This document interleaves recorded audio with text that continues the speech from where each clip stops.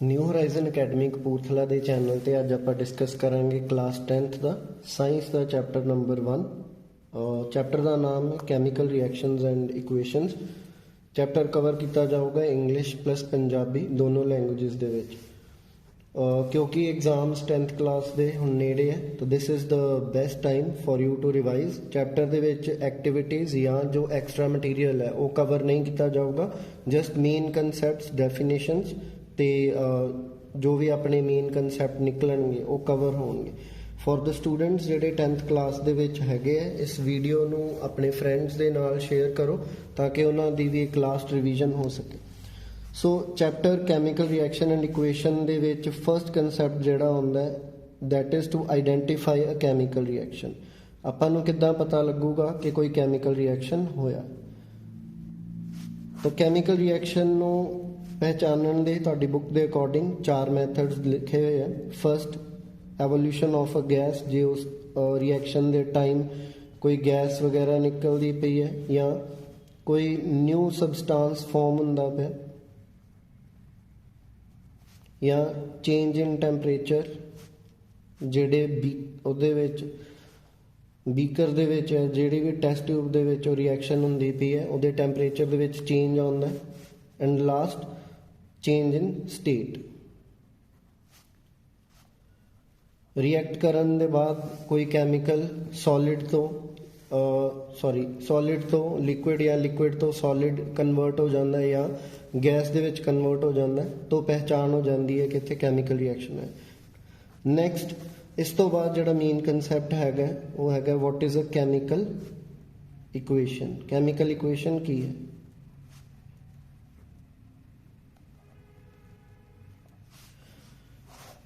तो chemical equation ਲਈ ਜਦੋਂ ਤੁਹਾਨੂੰ एग्जाम ਦੇ ਵਿੱਚ क्वेश्चन ਆਊਗਾ ਤਾਂ ਤੁਸੀਂ ਸਿੰਪਲੀ ਲਿਖੋਗੇ ਕਿ it is the symbolic representation of a chemical reaction.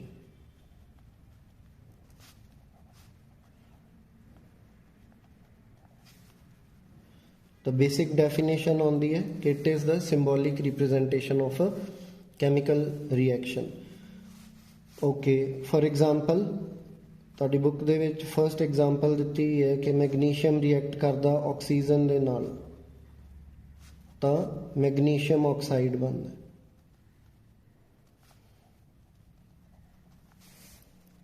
तो राइटिंग इन दिस फॉर्म वो बहुत डिफिकल्ट होगा क्योंकि मैगनीशियम ऑक्सीजन मैगनीशियम ऑक्साइड इन्ने लंबे रिएक्शंस नू कवर करना पॉसिबल नहीं होगा। तो कुछ सिंबल्स वगैरह यूज़ किए जाते हैं जिहदे नाल आपां उस कंप्लीट रिएक्शन नू शो कर सकते। जो भी चीज़ां तुहाडे लैफ्ट साइड ते हुंदियां उन्हां नू रिएक्टेंट्स कहंदे।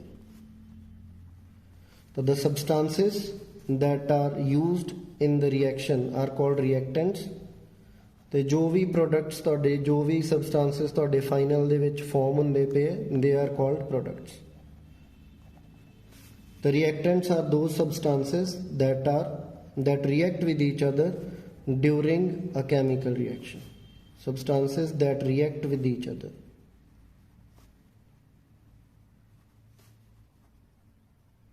And products or substances in there that are formed ਜਿਹੜੇ एक chemical reaction ਦੇ ਵਿੱਚ form ਹੁੰਦੇ ਪਏ ਬਣਦੇ ਪਏ। ठीक, then ਉਸ ਤੋਂ ਬਾਅਦ एक जड़ा कंसैप्ट हैगा that is to write state symbols. हुण आपां देखिया कि कैमिकल इक्वेशन की है। कैमिकल इक्वेशन एक सिंपल सिंबॉलिक रिप्रेजेंटेशन है कैमिकल रिएक्शन दी। फॉर एग्जांपल मैगनीशियम रिएक्ट करदा पे ऑक्सीजन दे नाल फॉर्म करदा मैगनीशियम ऑक्साइड। तो वड्डे वर्ड्स लिखना would not be possible in any sort of reaction. तो उहदे कुछ सिंबल्स यूज़ किए जाते हर एक सबसटांस दे हर एक कैमिकल दे ਉਹਦੇ ਨਾਲ मतलब अपनी इक्वेशन ਨੂੰ लिखना थोड़ा ਜਿਹਾ ईजी हो जाता। सो ਜਿਹੜੇ ਲੈਫਟ ਸਾਈਡ ਤੇ ਦੇ ਆਰ ਕਾਲਡ ਰਿਐਕਟੈਂਟਸ, ਜਿਹੜੇ ਰਾਈਟ ਸਾਈਡ ਤੇ ਹੈ ਉਹ ਪ੍ਰੋਡਕਟ ਹੈ। ਰਿਐਕਟੈਂਟਸ ਤੇ ਪ੍ਰੋਡਕਟਸ ਨੂੰ ਡਿਫਰੈਂਸ਼ੀਏਟ ਕਰਨ ਲਈ ਸੈਂਟਰ ਦੇ ਵਿੱਚ ਇੱਕ ਐਰੋ ਬਣਾਇਆ ਹੈ ਜਿਹੜਾ ਸ਼ੋ ਕਰਦਾ ਹੈ ਰਿਐਕਟੈਂਟਸ ਤੋਂ ਪ੍ਰੋਡਕਟਸ ਵੱਲ ਨੂੰ। ਦੈਟ ਮੀਨਸ ਕਿ ਰਿਐਕਸ਼ਨ ਇਸ ਸਾਈਡ ਨੂੰ ਜਾਂਦਾ ਹੈ। ਸਟੇਟ ਸਿੰਬਲਸ ਆਪਣੇ ਇਹਦੇ ਵਿੱਚ ਯੂਜ਼ ਹੋਣ ਵਾਲੇ ਜਿਹੜੇ ਹੈਗੇ ਦੈਟ ਇਜ਼ ਐਸ ਯੂਜ਼ ਹੁੰਦਾ ਕਿਸੇ ਸੋਲਿਡ ਦੇ ਲਈ। ਦੈਨ ਜੀ गैस स्टेट शो करन दे लई, एल लिक्विड स्टेट शो करन दे लई एंड AQ ਐਕੁਅਸ ਫਾਰਮ ਨੂੰ ਸ਼ੋ ਕਰਨ ਦੇ ਲਈ। ਐਕੁਅਸ ਫਾਰਮ ਦਾ ਮਤਲਬ ਹੈਗਾ ਕਿ ਉਹ ਚੀਜ਼ ਵਾਟਰ ਦੇ ਨਾਲ ਮਿਕਸਡ ਹੈ। ਫੋਰ ਐਗਜ਼ਾਮਪਲ ਇੱਥੇ ਹੁਣ ਮੈਗਨੀਸ਼ੀਅਮ ਜਿਹੜਾ ਯੂਜ਼ ਹੋਇਆ ਸੀ it was in solid state, ਤਾਂ ਉਹਦੇ ਨਾਲ ਸਟੇਟ ਆਪਾਂ ਲਿਖੀ S। ਆਕਸੀਜਨ ਹੈ ਇਹ ਆਪਣਾ ਗੈਸ ਸਟੇਟ ਦੇ ਵਿੱਚ ਹੋਇਆ, ਠੀਕ। ਐਂਡ ਜਿਹੜਾ MgO ਮੈਗਨੀਸ਼ੀਅਮ ਆਕਸਾਈਡ ਹੈ ਇਹ ਵੀ ਆਪਣਾ ਸੋਲਿਡ ਸਟੇਟ ਦੇ ਵਿੱਚ ਫਾਰਮ ਹੈ, ਠੀਕ। ਤਾਂ ਇਹ ਆ ਗਏ ਪਹਿਲੇ ਆਪਣੇ ਬੇਸਿਕ ਕਨਸੈਪਟਸ। ਦੈਨ ਉਸ ਤੋਂ ਬਾਅਦ ਸੈਕਿੰਡ ਜਿਹੜਾ ਟੌਪਿਕ ਇਸ ਤੋਂ ਬਾਅਦ ਆਉਂਦਾ ਹੈ that is balanced chemical equation.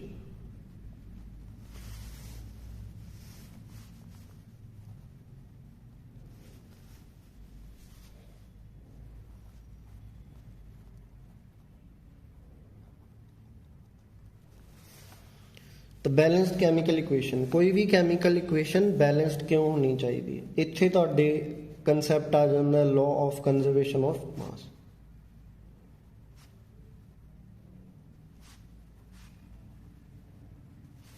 law of conservation of mass ਇਹ state ਕਰਦਾ ਹੈ ਕਿ mass can neither be created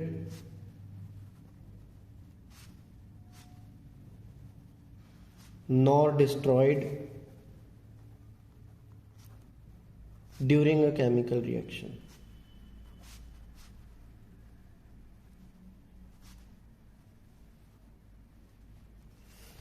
what does it mean ਕਿ ਜਿਹੜਾ ਵੀ ਮਾਸ ਆਪਣਾ ਰਿਐਕਸ਼ਨ ਤੋਂ ਪਹਿਲਾਂ ਸੀ ਉਹ ਰਿਐਕਸ਼ਨ ਤੋਂ ਬਾਅਦ ਵੀ ਸੇਮ ਰਹਿਣਾ ਚਾਹੀਦਾ। ਕਦੇ ਵੀ ਮਾਸ ਆਪਣੇ ਆਪ ਨਾ ਤਾਂ ਕ੍ਰੀਏਟ ਹੋਊਗਾ ਨਾ ਹੀ ਖਤਮ ਹੋ ਜਾਊਗਾ।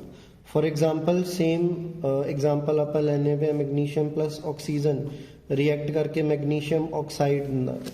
ਤੇ ਜੇ ਆਪਾਂ ਚੈੱਕ ਕਰੀਏ ਇੱਧਰ ਇੱਕ ਮੈਗਨੀਸ਼ੀਅਮ ਦਾ ਐਟਮ ਹੈ, ਇੱਧਰ ਇੱਕ ਆਕਸੀਜਨ ਦਾ ਮੋਲੀਕਿਊਲ ਹੈ, ਦੈਟ ਮੀਨਸ ਦੋ ਆਕਸੀਜਨ ਐਟਮ ਹੈ। ਪਰ ਜਦੋਂ ਇੱਧਰ ਚੈੱਕ ਕਰਦੇ ਪਏ ਤਾਂ ਮੈਗਨੀਸ਼ੀਅਮ ਵੀ 1 ਹੈ, ਆਕਸੀਜਨ ਵੀ 1 ਹੈ। ਹੁਣ ਜੇ ਆਪਾਂ ਇਹ ਕਹੀਏ ਕਿ ਇੱਧਰ ਦੋ ਆਕਸੀਜਨ ਰਿਐਕਟ ਕਰਕੇ ਬਟ ਬਾਅਦ 'ਚ ਇੱਕ ਹੀ ਆਕਸੀਜਨ ਰਹਿ ਗਿਆ ਤੇ ਪੋਸੀਬਲ ਨਹੀਂ ਹੈ, ਕਿਉਂਕਿ ਲਾਅ ਆਫ ਕੰਜ਼ਰਵੇਸ਼ਨ ਆਫ ਮਾਸ ਦੇ ਅਕੋਰਡਿੰਗ ਜਿੰਨਾ ਆਪਣੇ ਕੋਲੇ ਸਬਸਟੈਂਸ ਸਟਾਰਟਿੰਗ ਦੇ ਵਿੱਚ ਸੀ ਓਨਾ ਹੀ ਬਾਅਦ ਵਿੱਚ ਵੀ ਰਹਿਣਾ ਚਾਹੀਦਾ। ਤਾਂ ਇਸੇ ਚੀਜ਼ ਕਰਕੇ ਆਪਣੀ ਕੈਮੀਕਲ ਰਿਐਕਸ਼ਨ ਜਿਹੜੀ ਜਾਂ ਕੈਮੀਕਲ ਇਕੁਏਸ਼ਨ ਹੈ ਜਿਹੜੀ ਉਹ ਬੈਲੈਂਸ ਹੋਣੀ ਚਾਹੀਦੀ ਹੈ। ਕੈਮੀਕਲ ਇਕੁਏਸ਼ਨ ਨੂੰ ਬੈਲੈਂਸ ਕਰਨ ਵਾਲਾ ਜਿਹੜਾ ਕੰਸੈਪਟ ਹੈ ਉਹ ਥੋੜਾ ਜਿਹਾ ਲਾਸਟ ਤੇ ਕਰਾਂਗੇ, ਕਿਉਂਕਿ ਉਹ ਥੋੜਾ ਕੰਸੈਪਟ ਮੈਂਟਲ ਕੰਡੀਸ਼ਨ ਨੂੰ ਮਤਲਬ ਤੁਹਾਡੀ ਮੈਂਟਲ ਐਬਿਲਿਟੀ ਨੂੰ ਟੈਸਟ ਕਰਦਾ। ਤਾਂ you need to have a bit of concentration ਤਾਂ ਕਿ ਤੁਹਾਡਾ ਉੱਤੇ ਕੰਸੈਪਟ ਥੋੜਾ ਜਿਹਾ ਖੁੱਲ ਜਾਵੇ। ਓਕੇ, ਉਸ ਤੋਂ ਬਾਅਦ ਤਾਂ ਰੀਜ਼ਨ ਨੈਕਸਟ ਆ ਗਿਆ ਕਿ ਬੈਲੈਂਸਡ ਕੈਮੀਕਲ ਇਕੁਏਸ਼ਨ ਕਿਉਂ ਹੋਣੀ ਚਾਹੀਦੀ ਹੈ। ਤਾਂ ਉਹਦਾ ਫਸਟ ਆਪਣਾ ਆਨਸਰ ਆ ਗਿਆ ਕਿ ਬੈਲੈਂਸਡ ਕੈਮੀਕਲ ਇਕੁਏਸ਼ਨ ਇਸ ਲਈ ਹੋਣੀ ਚਾਹੀਦੀ ਹੈ ਕਿਉਂਕਿ law of conservation of mass ਕਹਿੰਦਾ ਕਿ mass can neither be created nor destroyed during a chemical reaction. ਇਸ ਕਰਕੇ ਜਿੰਨਾ ਮਾਸ ਸਟਾਰਟਿੰਗ ਦੇ ਵਿੱਚ ਰਿਐਕਸ਼ਨ ਦੇ ਵਿੱਚ ਸੀਗਾ ਓਨਾ ਹੀ ਉਹਦੇ ਐਂਡ ਵਿੱਚ ਵੀ ਹੋਣਾ ਚਾਹੀਦਾ। ਹੁਣ ਨੈਕਸਟ ਆਪਾਂ ਦੇਖੀਏ ਕਿ what is a balanced chemical equation. ਤਾਂ balanced chemical equation is one in which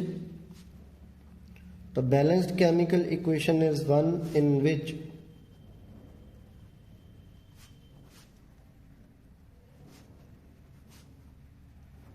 balanced chemical equation is one in which number of atoms or molecules of reactants is equal to number of atoms or molecules of products। ਹੁਣ ਜਿਵੇਂ ਇਸ case ਦੇ ਵਿੱਚ ਹੋਇਆ that in the starting magnesium ਦਾ ਇੱਕ atom oxygen ਦੇ ਇੱਕ ਮੋਲੀਕਿਊਲ ਦੇ ਨਾਲ ਇੱਧਰ ਸ਼ੋ ਹੁੰਦਾ ਪਿਆ ਕਿਉਂਕਿ ਆਕਸੀਜਨ ਜਿਹੜਾ ਐਟੋਮਿਕ ਫਾਰਮ ਦੇ ਵਿੱਚ ਨਹੀਂ ਸਟੇਬਲ ਹੈਗਾ ਤਾਂ ਮੋਲੀਕੂਲਰ ਫਾਰਮ ਦੇ ਵਿੱਚ ਰਹਿੰਦਾ। ਤਾਂ ਮੈਗਨੀਸ਼ੀਅਮ ਦਾ ਇੱਕ ਐਟਮ ਆਕਸੀਜਨ ਦੇ ਦੋ ਐਟਮਸ ਨਾਲ ਰਿਐਕਟ ਕਰਕੇ MgO ਬਣਾਉਂਦਾ ਪਿਆ ਤਾਂ ਪੋਸੀਬਲ ਨਹੀਂ ਹੈ ਕਿ ਆਕਸੀਜਨ ਦੇ ਇੱਧਰ ਦੋ ਯੂਜ਼ ਹੋ ਕੇ ਆਕਸੀਜਨ ਇੱਧਰ ਇੱਕ ਬਚੇ। So we need to balance it. ਤਾਂ ਉਹਦੇ ਕੇਸ ਦੇ ਵਿੱਚ ਕੀ ਹੁੰਦਾ ਹੁਣ ਇੱਧਰ ਵੀ ਆਕਸੀਜਨ ਦੋ ਬਚਣੇ ਚਾਹੀਦੇ, ਉਹਦੇ ਲਈ ਆਪਾਂ ਨੂੰ ਫਰੰਟ ਤੇ 2 ਲਗਾਉਣਾ ਪਊਗਾ। ਤਾਂ ਜੇ ਇੱਧਰ ਹੁਣ ਆਕਸੀਜਨ 2 ਹੋਏ ਬਟ ਉਹਦੇ ਨਾਲ ਮੈਗਨੀਸ਼ੀਅਮ ਜਿਹੜਾ ਸਿੰਗਲ ਆਉਂਦਾ ਪਿਆ ਸੀ ਉਹ ਵੀ ਡਬਲ ਹੋ ਗਿਆ ਤਾਂ ਉਹ ਇੱਥੇ ਫਰੰਟ ਤੇ ਕਰਾਂਗੇ, ਠੀਕ। ਦੈਨ ਨੈਕਸਟ ਜਿਹੜਾ ਆਪਣੇ ਕੋਲੇ ਇਸ ਤੋਂ ਬਾਅਦ ਕੰਸੈਪਟ ਆਉਂਦਾ ਉਹ ਹੈਗਾ ਆਪਣੇ ਟਾਈਪਸ ਆਫ ਰਿਐਕਸ਼ਨਸ। ਬੈਲੈਂਸਿੰਗ ਜਿਹੜੀ ਹੈ ਉਹ ਚੈਪਟਰ ਦੇ ਲਾਸਟ ਤੇ ਕਰਾਂਗੇ, ਉਹਦੀ 8-10 ਐਗਜ਼ਾਮਪਲਸ ਕਵਰ ਹੋਣਗੀਆਂ ਤਾਂ ਥੋੜਾ ਤੁਹਾਨੂੰ ਕਨਸੈਪਟ ਕਲੀਅਰ ਹੋ ਜਾਊਗਾ। ਤਾਂ ਟਾਈਪਸ ਆਫ ਰਿਐਕਸ਼ਨਸ, ਫਸਟ ਜਿਹੜਾ ਬੇਸਿਕ ਆਪਣਾ ਸਭ ਤੋਂ ਪਹਿਲਾ ਟਾਈਪ ਆਫ ਰਿਐਕਸ਼ਨ ਹੁੰਦਾ ਉਹ ਹੁੰਦਾ ਕੰਬੀਨੇਸ਼ਨ ਰਿਐਕਸ਼ਨ। ਕੰਬੀਨੇਸ਼ਨ ਰਿਐਕਸ਼ਨ ਵਿੱਚ ਕੀ ਹੋਊਗਾ, when two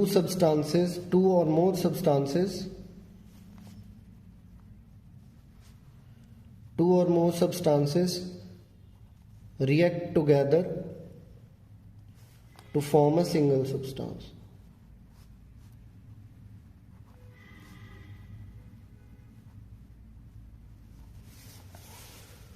When two or more substances react together to form a single substance, ਉਹਦੇ ਵਿੱਚ ਕੀ ਹੋ ਗਿਆ, ਕੰਬਾਈਨ ਕਰ ਗਏ, that means ਉਹ ਜੁੜ ਗਏ ਆਪਸ ਦੇ ਵਿੱਚ। ਫॉर एग्जांपल ਕਾਰਬਨ ਰਿਐਕਟ ਕੀਤਾ ਆਕਸੀਜਨ ਦੇ ਨਾਲ ਤਾਂ ਆਪਣੇ ਕੋਲੇ ਕਾਰਬਨ ਡਾਈਆਕਸਾਈਡ ਗੈਸ ਬਣ ਗਈ, ਠੀਕ। ਦੈਨ ਉਸੇ ਤਰ੍ਹਾਂ ਹਾਈਡਰੋਜਨ ਆਕਸੀਜਨ ਦੇ ਨਾਲ ਰਿਐਕਟ ਕੀਤਾ ਤਾਂ ਵਾਟਰ ਬਣ ਗਿਆ, ਠੀਕ। ਤਾਂ ਇਸੇ ਤਰ੍ਹਾਂ you need to remember at least 2 examples of each reaction,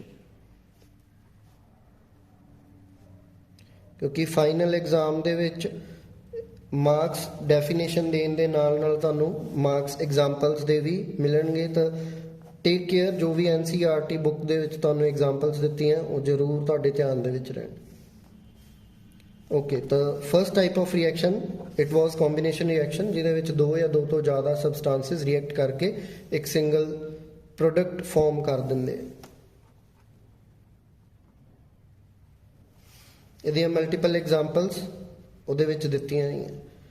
then ਉਸ ਤੋਂ ਬਾਅਦ ਹੁਣ ਇਹਦੇ ਵਿੱਚ ਹੀ ਇੱਕ ਚੀਜ਼ ਹੋਰ ਆ ਜਾਂਦੀ ਹੈ, ਇਸੇ ਕੰਸੈਪਟ ਤੋਂ ਬਾਅਦ ਇਸੇ ਕੰਸੈਪਟ ਦੇ ਵਿੱਚ ਇੱਕ ਫਰਦਰ ਤੁਹਾਨੂੰ ਜਿਹੜੀ ਐਗਜ਼ਾਮਪਲ ਜਾਂ ਇੱਕ ਡੈਫੀਨੇਸ਼ਨ ਆਉਂਦੀ ਹੈ ਉਹ ਆਉਂਦੀ ਹੈ ਐਗਜ਼ੋਥਰਮਿਕ ਰਿਐਕਸ਼ਨ।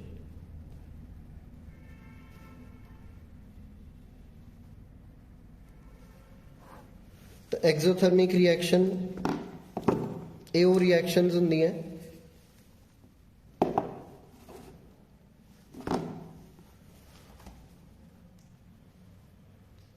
ਐਗਜ਼ੋਥਰਮਿਕ ਰਿਐਕਸ਼ਨਸ ਉਹ ਰਿਐਕਸ਼ਨਸ ਹੈ ਜਿਨ੍ਹਾਂ ਦੇ ਵਿੱਚ ਹੀਟ ਇਵੋਲਵ ਹੁੰਦੀ ਹੈ। Reactions in which heat is ਇਵੋਲਵਡ।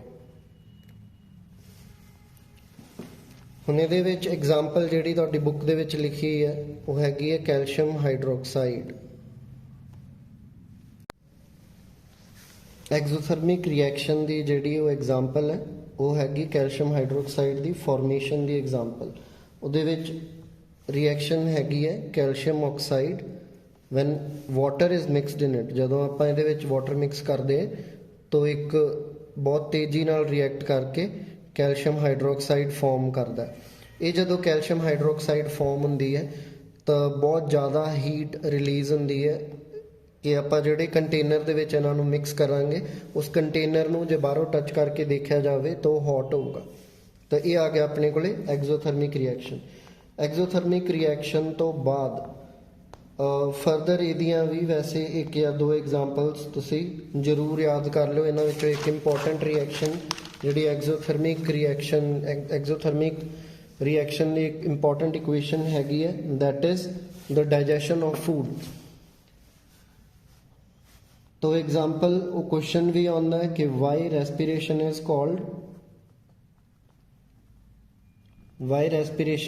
Called an exothermic reaction. एक कॉमन क्वेश्चन क्लास 10th दे सिलेबस दे विच why is respiration called an exothermic reaction. उहदे लई एक इक्वेशन जिहड़ी हैगी है ग्लूकोज C6H12O6 ਜਦੋਂ ਆਪਾਂ ਰਿਸਪਾਇਰ ਕਰਦੇ ਜਦੋਂ ਆਪਾਂ ਸਾਹ ਲੈਂਦੇ ਤਾਂ ਆਕਸੀਜਨ ਉਹਦੇ ਨਾਲ ਰਿਐਕਟ ਕਰਦੀ ਹੈ ਤਾਂ ਆਪਣੇ ਕੋਲੇ ਬਹੁਤ ਜ਼ਿਆਦਾ ਮਾਤਰਾ ਦੇ ਵਿੱਚ carbon dioxide plus water plus heat release ਹੁੰਦੀ ਹੈ। ਕਿਉਂਕਿ ਇਸ ਰਿਐਕਸ਼ਨ ਦੇ ਵਿੱਚ ਹੀਟ ਰਿਲੀਜ਼ ਹੁੰਦੀ ਪਈ ਹੈ ਇਸ ਕਰਕੇ ਇਹਨੂੰ ਐਗਜ਼ੋਥਰਮਿਕ ਰਿਐਕਸ਼ਨ ਕਿਹਾ ਜਾਂਦਾ ਹੈ। ਬੈਲੈਂਸਿੰਗ ਦੇ ਲਈ ਫਿਲਹਾਲ ਡਾਇਰੈਕਟ ਬੈਲੈਂਸਿੰਗ ਇਹਦੀ ਕਰਦਾ ਪਿਆ। You need to understand it. ਇਹ ਰਿਐਕਸ਼ਨ ਬਹੁਤ ਕਾਮਨ ਹੈਗੀ ਹੈ। ਕੁਐਸਚਨ ਆਉਂਦਾ why respiration is called an exothermic reaction, ਤਾਂ ਉਹਦਾ ਆਨਸਰ ਹੈ ਕਿ ਜਿਹੜਾ ਵੀ ਫੂਡ ਆਪਾਂ ਖਾਂਦੇ ਆ ਉਹਦੇ ਵਿੱਚ ਕਾਰਬੋਹਾਈਡਰੇਟਸ ਹੁੰਦੇ ਆ। ਕਾਰਬੋਹਾਈਡਰੇਟਸ ਦੀ ਸਿੰਪਲੈਸਟ ਫਾਰਮ ਗਲੂਕੋਜ਼ ਹੈ C6H12O6।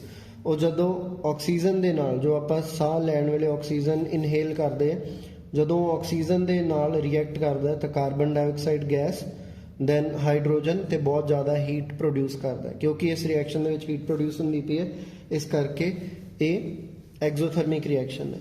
ਇਸ ਤੋਂ ਨੈਕਸਟ ਜਿਹੜੀ type, second main type reactions ਦੀ ਆਉਂਦੀ ਹੈ, ਉਹ ਹੈ decomposition reaction.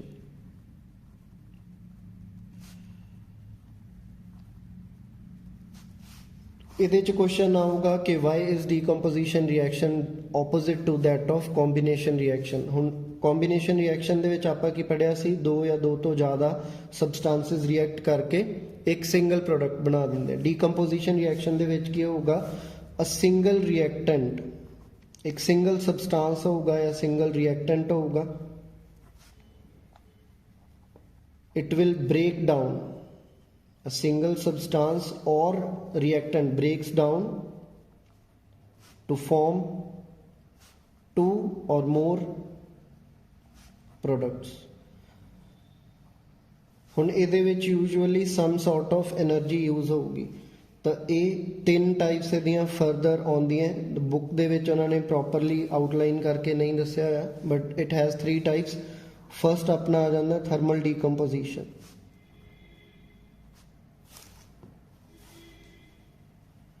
Thermal means heat, decomposition means breakdown। ਤਾਂ ਜਿਨ੍ਹਾਂ ਰਿਐਕਸ਼ਨਸ ਦੇ ਵਿੱਚ ਕੋਈ ਵੀ ਆਪਣਾ ਸਬਸਟੈਂਸ ਹੀਟ ਦੇ ਇਫੈਕਟ ਦੇ ਨਾਲ ਬ੍ਰੇਕਡਾਊਨ ਕਰ ਜਾਵੇ, that is called a decomposition reaction. ਇਹਦੇ ਵਿੱਚ ਇੱਕ ਕਾਮਨ ਐਗਜ਼ਾਮਪਲ ਹੈਗੀ ਹੈ ਲੈਡ ਨਾਈਟ੍ਰੇਟ ਦੀ। ਤਾਂ ਲੈਡ ਨਾਈਟ੍ਰੇਟ PbNO3 ਜਦੋਂ ਇਹਨੂੰ ਆਪਾਂ ਹੀਟ ਕਰਾਂਗੇ ਤਾਂ ਹੀਟ ਕਰਨ ਲਈ ਯੂ ਕੈਨ ਯੂਜ਼ ਟ੍ਰਾਇੰਗਲ, ਜਾਂ ਇਹਦੇ ਉੱਪਰ ਐਰੋ ਦੇ ਉੱਪਰ ਤੁਸੀਂ ਹੀਟ ਲਿਖੋਗੇ ਜੋ ਕਿ ਆਪਣੀ ਰਿਐਕਸ਼ਨ, ਜੋ ਕਿ ਆਪਣੀ ਰਿਐਕਸ਼ਨ ਕੰਡੀਸ਼ਨ ਹੈ। ਤਾਂ ਇਹਨੂੰ ਜਦੋਂ ਆਪਾਂ ਹੀਟ ਕਰਦੇ ਪਏ ਤਾਂ ਕੀ ਬਣਦਾ ਪਿਆ, lead oxide plus nitrogen dioxide plus oxygen gas. ਤਾਂ nitrogen dioxide is also a gas, NO2 nitrogen dioxide ਵੀ ਗੈਸ ਹੈ, ਐਂਡ O2 ਆਕਸੀਜਨ ਵੀ ਇੱਕ ਗੈਸ ਹੈ। And lead nitrate, lead oxide ਜਿਹੜਾ ਇਹ ਆਪਾਂ ਨੂੰ ਸੋਲਿਡ ਫਾਰਮ ਦੇ ਵਿੱਚ ਮਿਲੂਗਾ। ਬੈਲੈਂਸਿੰਗ ਦੇ ਲਈ ਇਹਦੇ ਇੱਥੇ 2 ਦੈਨ ਆ ਵੀ 2 ਤੇ ਇੱਥੇ 4। ਬੈਲੈਂਸਿੰਗ ਆਪਾਂ ਥੋੜੀ ਦੇਰ ਦੇ ਵਿੱਚ ਇਹਨੂੰ ਪੂਰਾ ਓਪਨ ਕਰਕੇ ਕਰਾਂਗੇ। ਦੈਨ ਉਸ ਤੋਂ ਬਾਅਦ ਸੈਕਿੰਡ ਕੇਸ, ਕਿਉਂਕਿ ਇੱਥੇ ਹੀਟ ਪ੍ਰੋਵਾਈਡ ਕੀਤੀ ਗਈ ਇਸ ਕਰਕੇ ਇਹਨੂੰ ਥਰਮਲ ਡੀਕੰਪੋਜੀਸ਼ਨ ਕਹਿੰਦੇ। ਸੈਕਿੰਡ ਕੇਸ ਆਪਣਾ ਆਉਂਦਾ ਇਲੈਕਟ੍ਰੋਲਿਸਿਸ। ਇਲੈਕਟ੍ਰੋ ਮੀਨਸ ਕਰੰਟ ਔਰ ਇਲੈਕਟ੍ਰਿਸਿਟੀ, ਲਿਸਿਸ ਮੀਨ ਬ੍ਰੇਕਡਾਊਨ। ਤਾਂ ਜਿੱਥੇ ਕੋਈ ਵੀ ਆਪਣੇ ਕੈਮੀਕਲਸ ਨੂੰ ਆਪਾਂ ਕਰੰਟ ਪਾਸ ਕਰਵਾ ਕੇ ਬ੍ਰੇਕਡਾਊਨ ਕਰਦੇ ਹਾਂ, ਉਹ ਆਪਣਾ ਇਲੈਕਟ੍ਰੋਲਿਸਿਸ ਹੁੰਦਾ ਹੈ। This is also part of decomposition reaction.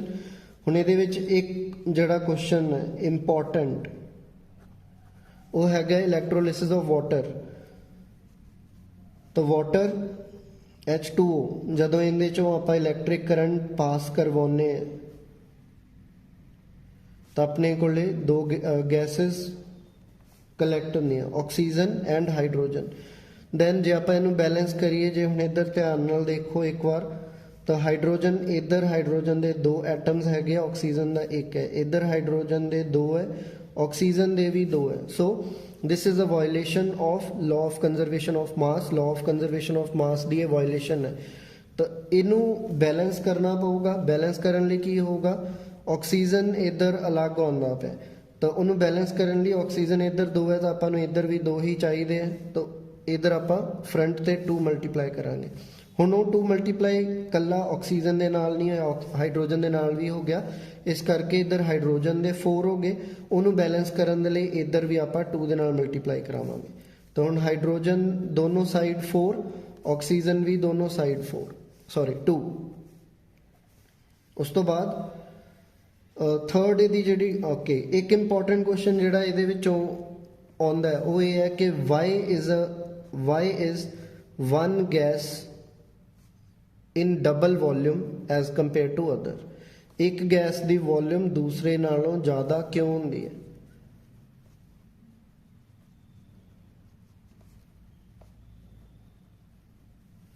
ਇੱਕ ਗੈਸ ਦੀ ਵੋਲਿਊਮ ਦੂਸਰੀ ਗੈਸ ਨਾਲੋਂ ਜ਼ਿਆਦਾ ਕਿਉਂ ਹੁੰਦੀ ਹੈ? ਤਾਂ ਇੱਥੇ ਆਪਾਂ ਦੇਖ ਸਕਦੇ ਹਾਂ ਕਿ ਆਕਸੀਜਨ ਦੇ ਬਰਾਬਰ ਹੀ ਜੇ ਆਪਾਂ ਵਾਟਰ ਨੂੰ ਡੀਕੰਪੋਜ਼ ਕਰਨ ਤੇ ਆਕਸੀਜਨ ਦੇ ਬਰਾਬਰ ਹੀ ਜੇ ਆਪਾਂ ਦੇਖੀਏ ਤਾਂ ਹਾਈਡਰੋਜਨ ਦਾ ਡਬਲ ਕੁਆਂਟੀਟੀ ਆਪਣੇ ਕੋਲੇ ਆਉਂਦੀ ਪਈ ਹੈ। ਇਸ ਕਰਕੇ ਜਿੱਥੇ ਵੀ ਇਲੈਕਟ੍ਰੋਲਿਸਿਸ ਵਾਲੀ ਐਕਟੀਵਿਟੀ ਪੜ੍ਹਿਓ ਇੱਕ ਵਾਰ ਬੁੱਕ ਤੇ, ਚੈੱਕ ਇਟਸ ਡਾਇਗਰਾਮ, ਉਹਦੇ ਡਾਇਗਰਾਮ ਵਿੱਚ ਤੁਸੀਂ ਦੇਖੋਗੇ ਕਿ ਇੱਕ ਜਿਹੜੀ ਆਪਣੇ ਕੋਲੇ ਟੈਸਟ ਟਿਊਬ ਹੈਗੀ ਹੈ ਜਿਹਦੇ ਵਿੱਚ ਹਾਈਡਰੋਜਨ ਕਲੈਕਟ ਹੋਇਆ, ਉਹ ਥੋੜਾ ਜਿਹਾ ਉਹਨਾਂ ਨੇ ਜ਼ਿਆਦਾ ਲੈਵਲ ਸ਼ੋ ਕੀਤਾ ਹੋਊਗਾ as compare to oxygen.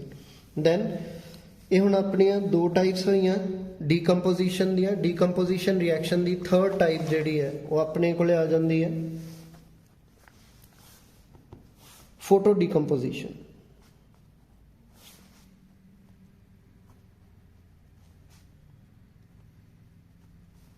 Photo decomposition, photo means light, decomposition breakdown। तो ਜਦੋਂ ਕੋਈ ਚੀਜ਼ ਲਾਈਟ ਦੀ ਪ੍ਰੈਜ਼ੈਂਸ ਦੇ ਵਿੱਚ ਬ੍ਰੇਕਡਾਊਨ ਕਰ ਜਾਵੇ that we call photo decomposition। ਇਹਦੇ ਵਿੱਚ ਐਗਜ਼ਾਮਪਲ ਤਾਂ ਉਹਨਾਂ ਨੇ ਤੁਹਾਨੂੰ ਦਿੱਤੀ ਹੋਣੀ ਹੈ ਸਿਲਵਰ ਕਲੋਰਾਈਡ ਦੀ। ਜਦੋਂ ਸਿਲਵਰ ਕਲੋਰਾਈਡ ਨੂੰ ਆਪਾਂ ਸਨਲਾਈਟ ਦੇ ਵਿੱਚ ਰੱਖਦੇ ਤਾਂ ਉਹਦਾ ਰਿਜ਼ਲਟ ਕੀ ਨਿਕਲਦਾ ਹੈ ਕਿ ਸਿਲਵਰ ਅਲੱਗ ਹੋ ਜਾਂਦਾ ਹੈ ਐਂਡ ਕਲੋਰੀਨ ਹੈ ਜਿਹੜਾ ਉਹ ਅਲੱਗ ਹੋ ਜਾਂਦਾ ਹੈ।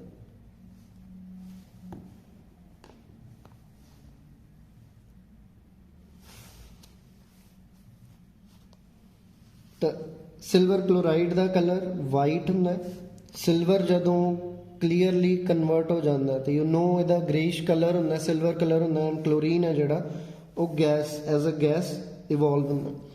ਹੁਣ ਕਲੋਰੀਨ ਦੇ ਇੱਥੇ ਵੀ ਆਪਣੀ ਇਕੁਏਸ਼ਨ ਹੈ ਜਿਹੜੀ ਉਹ ਵਾਇਲੇਟ ਹੁੰਦੀ ਪਈ ਹੈ।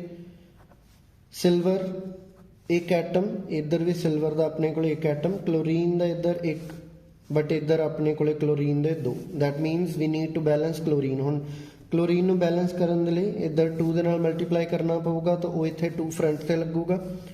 ਉਹਦੇ ਨਾਲ ਸਿਲਵਰ ਦਾ ਜਿਹੜਾ ਨੰਬਰਸ ਹੈ ਉਹ ਵੀ ਚੇਂਜ ਹੋ ਗਏ ਤਾਂ ਉਹਨੂੰ ਕਵਰ ਕਰਨ ਦੇ ਲਈ ਆਪਾਂ ਨੂੰ ਇੱਥੇ ਵੀ 2 ਲਗਾਉਣਾ ਪਊਗਾ। ਠੀਕ, ਦੈਨ ਉਸ ਤੋਂ ਅੱਗੇ ਨੈਕਸਟ ਜਿਹੜਾ ਇੱਥੇ ਇੱਕ ਐਕਸਟਰਾ ਟਾਈਪ ਆ ਜਾਂਦੀ ਹੈ that is endothermic reaction. Exothermic endothermic reactions ਦੇ are opposite to each other. ਜਿੱਦਾਂ ਆਪਾਂ ਕਿਹਾ ਕਿ ਕੰਬੀਨੇਸ਼ਨ ਤੇ ਡੀਕੰਪੋਜੀਸ਼ਨ ਰਿਐਕਸ਼ਨਸ ਇੱਕ ਦੂਸਰੇ ਤੋਂ ਆਪੋਜ਼ਿਟ ਹੈ, ਉਸੇ ਤਰ੍ਹਾਂ ਐਗਜ਼ੋਥਰਮਿਕ ਐਂਡ ਐਂਡੋਥਰਮਿਕ ਰਿਐਕਸ਼ਨਸ ਇੱਕ ਦੂਸਰੇ ਤੋਂ ਆਪੋਜ਼ਿਟ ਹੈ। ਐਂਡੋਥਰਮਿਕ ਰਿਐਕਸ਼ਨਸ ਉਹ ਰਿਐਕਸ਼ਨਸ ਹੈਗੇ ਹੈ those reactions in which heat is absorbed।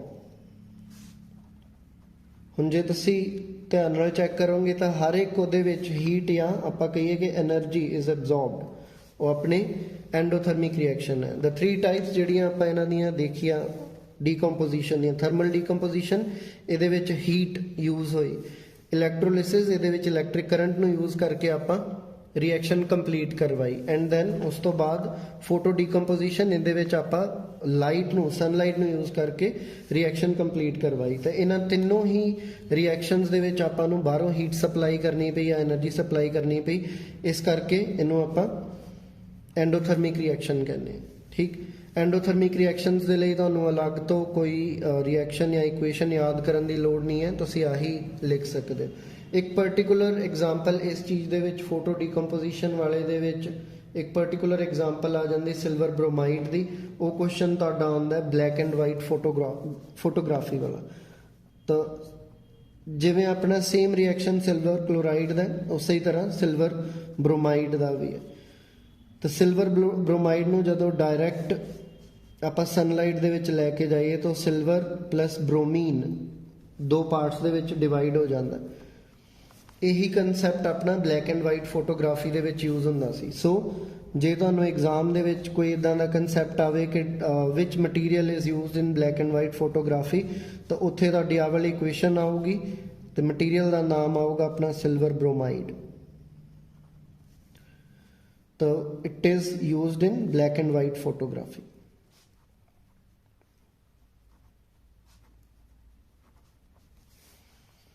ਓके endothermic reaction तो बाद तीसरी जिहड़ी रिएक्शन हैगी है दैट इज डिसप्लेसमेंट रिएक्शन।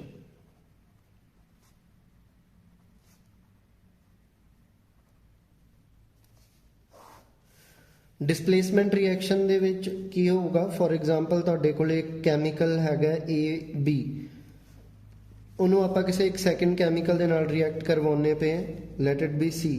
ਤੇ ਰਿਐਕਟ ਕਰਨ ਤੇ ਕੀ ਹੁੰਦਾ, ਜਿਹੜਾ C ਹੈ ਤੁਹਾਡੇ ਕੋਲੇ ਇਹਦੀ ਕੰਡੀਸ਼ਨ ਇਹ ਹੋਊਗੀ ਕਿ ਮੋਰ ਰਿਐਕਟਿਵ ਹੋਣਾ ਚਾਹੀਦਾ ਐਜ਼ ਕੰਪੇਅਰ ਟੂ A ਜਿਹੜਾ ਕਿ ਆਪਣਾ ਇੱਥੇ ਹੋਊਗਾ।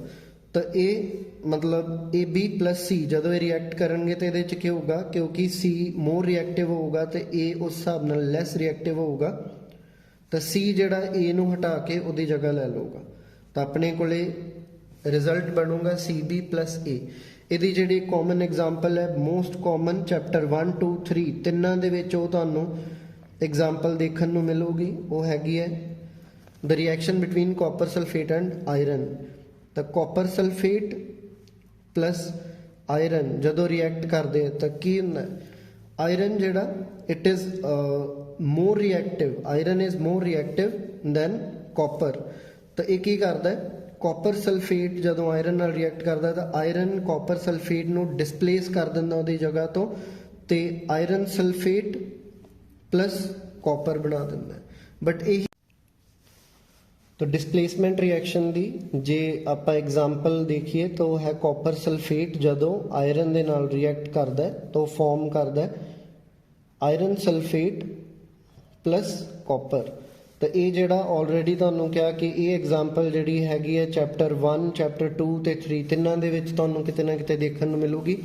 कॉपर सल्फेट सोल्यूशन, क्योंकि ये सोल्यूशन है तो ये क्यों लिखांगे, कॉपर सल्फेट सोल्यूशन थोड़ा जिहा ब्लू कलर का होंदा है, बट जदों ये रिएक्ट कर जाता है तो इहदा जिहड़ा ब्लू कलर है वो फेड हो जाता है, थोड़ा जिहा ग्रीनिश ब्लू जिहा हो जाता है, लाइट ब्लू आपां उहनूं कह सकते हैं कि कलर इहदा फेड हो जाता है। एक सिमिलर क्वेश्चन आउंदा है हुण इहदे विच पॉसीबल क्यों है, क्योंकि आयरन जिहड़ा अपने कोले it is more reactive than copper. तो एक सिमिलर क्वेश्चन आउंदा है कि जे आपां आयरन सल्फेट दे नाल आयरन सल्फेट सोल्यूशन दे विच जे आपां कॉपर पुट करिए तो की होगा, उस केस दे विच कोई रिएक्शन नहीं होगा। उहदा रीजन क्योंकि कॉपर ऑलरेडी आयरन दे नालों वीक है, ऑलरेडी यह स्ट्रोंग या मोर रिएक्टिव है, इस करके इस केस दे विच रिएक्शन नहीं हो सकता। ठीक, सो डिसप्लेसमेंट रिएक्शन दी जिहड़ी स्टेटमेंट है उन्होंने थोड़ा जिहा क्लीयर देख लिओ। तो डिसप्लेसमेंट रिएक्शन च की है, it is a reaction in which a more reactive element displaces a less reactive element from its compound।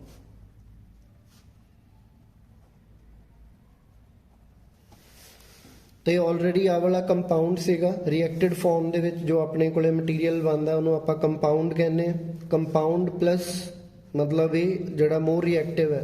तो ये एलीमेंट है कल्ला क्योंकि सिंगल स्टेट दे विच पिया है, ये अपना कंपाउंड है क्योंकि ये रिएक्टेड स्टेट दे विच पिया है। तो वो रिएक्शन जिन्हां दे विच एक ज़्यादा रिएक्टिव जिहड़ा एलीमेंट हैगा वो एक लैस रिएक्टिव एलीमेंट नूं कॉपर नूं उहदे कंपाउंड दे विचों बाहर कढ दिंदा, उहनूं आपां डिसप्लेसमेंट रिएक्शन कहने। इस तो अगे नैक्सट जिहड़ा हुंदा है डबल डिसप्लेसमेंट रिएक्शन।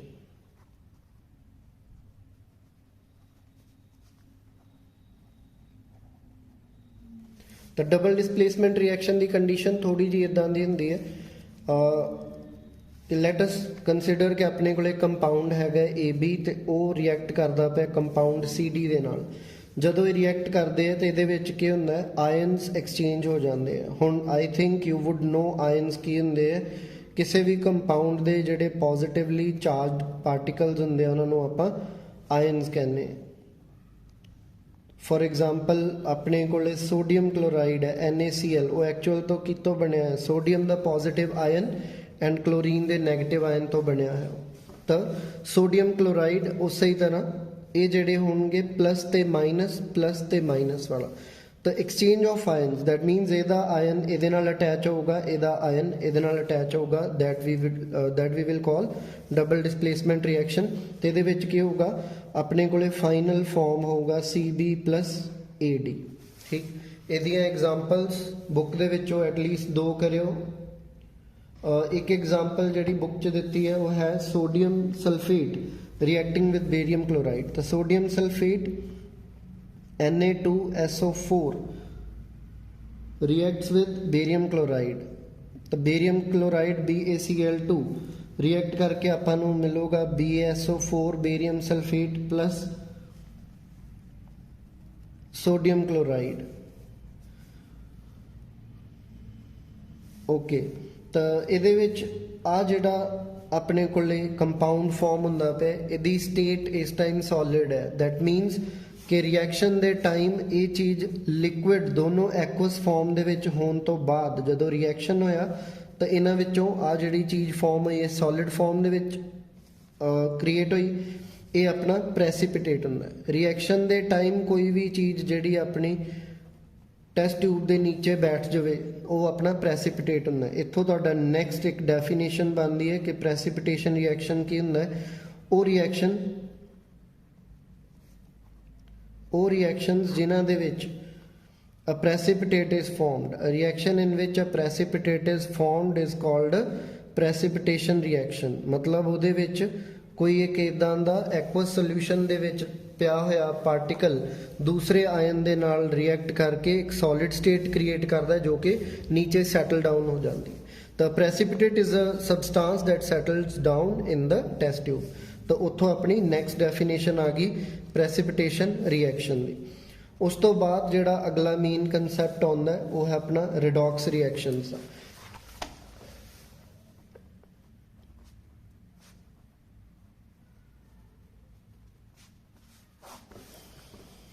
ਰਿਡੌਕਸ ਰਿਐਕਸ਼ਨਸ, ਤਾਂ ਰਿਡੌਕਸ ਬਣਿਆ 2 ਵਰਡਸ ਤੋਂ ਜੋੜ ਕੇ ਰਿਡਕਸ਼ਨ ਪਲੱਸ ਆਕਸੀਡੇਸ਼ਨ। ਤਾਂ ਪਹਿਲਾਂ ਆਪਾਂ ਇਹ ਸਮਝੀਏ ਕਿ ਰਿਡਕਸ਼ਨ ਜਾਂ ਆਕਸੀਡੇਸ਼ਨ ਕੀ ਹੁੰਦਾ ਹੈ, then we will be able to understand ਕਿ ਰਿਡੌਕਸ ਕੀ ਹੁੰਦਾ। ਤਾਂ ਰਿਡਕਸ਼ਨ ਇਹ ਉਹ ਰਿਐਕਸ਼ਨ ਹੈ, reactions in which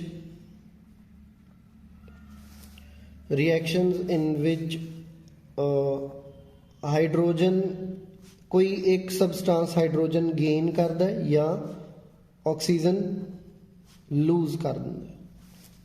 ठीक, ऑक्सीडेशन की हुंदा है, ऑक्सीडेशन वो रिएक्शन हुंदे हैं जिन्हां विच, तो oxidation reactions are those reactions in which या तो ऑक्सीजन गेन हो जाता है और हाइड्रोजन लूज हो जाता है। ठीक, तो ये रिएक्शंस हैगियां रिडक्शन या ऑक्सीडेशन। हुण जिस रिएक्शन दे विच दोनों चीज़ां इकट्ठियां हो जाण वो अपने रिडॉक्स रिएक्शन हुंदे। तो reactions in which reduction and oxidation occur simultaneously, ਉਹਨਾਂ ਨੂੰ ਆਪਾਂ ਰਿਡੌਕਸ ਰਿਐਕਸ਼ਨਸ ਕਹਿੰਦੇ ਹਾਂ। ਸਾਈਮਲਟੇਨੀਅਸਲੀ ਦਾ ਮਤਲਬ ਨਾਲ ਦੀ ਨਾਲ, ਜਦੋਂ ਦੋਨੋਂ ਚੀਜ਼ਾਂ ਇਕੱਠੀਆਂ ਹੋ ਜਾਣ ਉਹਨੂੰ ਆਪਾਂ ਸਾਈਮਲਟੇਨੀਅਸਲੀ ਕਹਿੰਦੇ ਹਾਂ। ਇਹਦੀ ਇੱਕ ਐਗਜ਼ਾਮਪਲ ਉਹਨਾਂ ਨੇ ਦਿੱਤੀ ਹੈ ਕਾਪਰ ਆਕਸਾਈਡ ਪਲੱਸ ਹਾਈਡਰੋਜਨ। ਜਦੋਂ ਇਹਨਾਂ ਨੂੰ ਆਪਾਂ ਹੀਟ ਕਰਦੇ हैं तो की फॉर्म ਹੁੰਦਾ है कॉपर प्लस वाटर। ਇਹਦੇ ਵਿੱਚ ਜੇ ਆਪਾਂ ਦੇਖੀਏ ਤਾਂ ਕੀ ਹੁੰਦਾ ਪਿਆ, ਕਾਪਰ ਆਕਸਾਈਡ ਕਾਪਰ ਚ ਕਨਵਰਟ ਹੋ ਗਿਆ। ਇਹਨੇ ਕੀ ਕੀਤਾ, ਇਹਨੇ ਆਪਣਾ ਆਕਸੀਜਨ ਲੂਜ਼ ਕਰ ਦਿੱਤਾ, ਕਾਪਰ ਬਣ ਗਿਆ। ਤਾਂ copper oxide has turned into copper. ਇਹਦੀ ਕੀ ਹੋਈ, ਜੇ ਆਕਸੀਜਨ ਲੂਜ਼ ਹੋ ਗਿਆ ਤਾਂ ਇਹ ਚੀਜ਼ ਕੀ ਹੋਈ, ਰਿਡਕਸ਼ਨ ਹੋ ਗਈ। तो स्टेटमेंट की बनूंगी, copper oxide is reduced to copper oxide है जिहड़ा रिड्यूस होके कॉपर च कन्वर्ट हो गया। दूसरी साइड जे आपां देखिए इधर हाइड्रोजन सीगा, उन्हें की कीता, उही ऑक्सीजन गेन कर लिया। तो हाइड्रोजन ने की कीता, ऑक्सीजन गेन कर लिया। तो जिन्हें ऑक्सीजन गेन किया ਉਹਦੇ ਲਈ ਕੀ ਹੋ ਗਿਆ, ਉਹ ਹੋ ਗਿਆ ਆਕਸੀਡਾਈਜ਼। तो इत्थे आपां की कहांगे, हाइड्रोजन इज ऑक्सीडाइज्ड,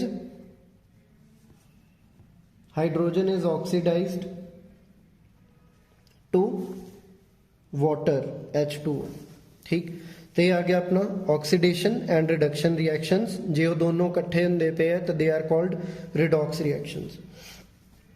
उस तो बाद ਇਹਦੇ ਵਿੱਚੋਂ ਇੱਕ ਚੀਜ਼ ਸਮਝਣ ਵਾਲੀ ਜਿਹੜੀ ਮੇਨ ਹੈਗੀ ਹੈ ਉਹ ਹੈਗੀ ਹੈ reducing agent and oxidising agent.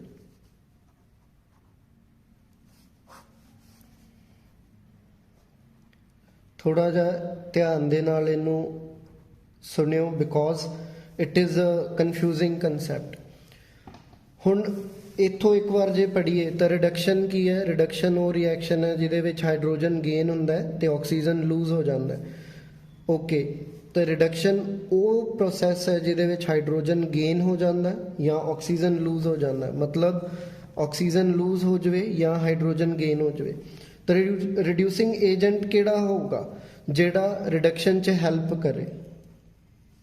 तो reducing agent would be someone who helps reduction, जिहड़ा रिडक्शन च हेल्प करे। हुण रिडक्शन किहड़ा प्रोसैस है जिहदे च कोई दूसरी चीज़ हाइड्रोजन गेन कर दी पई है। दैट मीनस ਇਹ ਉਹ ਬੰਦਾ ਹੋਊਗਾ ਜਿਹੜਾ ਕਿਸੇ ਨੂੰ ਹਾਈਡਰੋਜਨ ਗੇਨ 'ਚ ਹੈਲਪ ਕਰੂਗਾ। ਦੈਟ ਮੀਨਸ ਇਹ ਖੁਦ ਹਾਈਡਰੋਜਨ ਲੀਵ ਕਰ ਦੂਗਾ। ਠੀਕ, ਜਾਂ ਰਿਡਕਸ਼ਨ ਕੀ ਹੁੰਦੀ ਹੈ ਜਿਹਦੇ ਵਿੱਚ ਆਕਸੀਜਨ ਲੂਜ਼ ਹੋ ਜਾਵੇ ਤੇ ਇਹ ਉਹ ਹੋਊਗਾ, ਇਹ ਉਹ ਚੀਜ਼ ਹੋਊਗੀ, ਇਹ ਉਹ ਕੈਮੀਕਲ ਹੋਊਗਾ ਜਿਹੜਾ ਕਿਸੇ ਤੋਂ ਆਕਸੀਜਨ ਖਿੱਚ ਲਵੇ ਆਪਣੇ ਵੱਲ। ਦੈਟ ਮੀਨਸ ਉਹ ਤੋਂ ਆਕਸੀਜਨ ਲੂਜ਼ ਕਰਵਾ ਦੇਵੇ ਤੇ ਖੁਦ ਆਕਸੀਜਨ ਖਿੱਚ ਲਵੇ। ਤਾਂ ਇਹ ਕੀ ਕਰੂਗਾ? ਇਹ ਗੇਨ ਕਰੂਗਾ ਆਕਸੀਜਨ।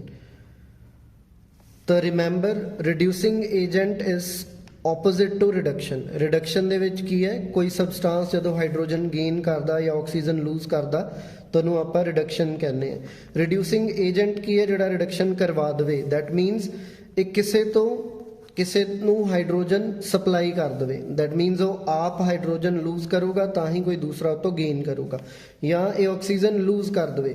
दैट मीनस मतलब लूज करवा दे। वो लूज तां करवाऊगा जे ये आप किसे तो ऑक्सीजन लऊगा तो। ठीक, तो रिडक्शन वो प्रोसैस है जिहदे विच ऑक्सीजन लूज हो जाए। तो ऑक्सीजन तां लूज होगी जे रिड्यूसिंग एजेंट किसे तो ऑक्सीजन खो लूगा तो। ठीक, उस तरह ऑक्सीडाइजिंग एजेंट। हुण ऑक्सीडेशन की है? ऑक्सीडेशन वो रिएक्शन है जिहदे विच या तो ऑक्सीजन गेन हुंदा पे या हाइड्रोजन लॉस्ट हो जाता है, या ऑक्सीजन गेन हुंदा या हाइड्रोजन लॉस्ट हो जाता। तो रिड्यूसिंग एजेंट कौन होगा? रिड्यूसिंग एजेंट वो होगा दैट विल हैल्प ऑक्सीडेशन, जिहड़ा ऑक्सीडेशन नू हैल्प करूगा। हुण ऑक्सीडेशन नू हैल्प करना मतलब किसी चीज़ नू ऑक्सीजन गेन करवा देना। तो मतलब ये खुद की करूगा? ये खुद ऑक्सीजन लूज करूगा।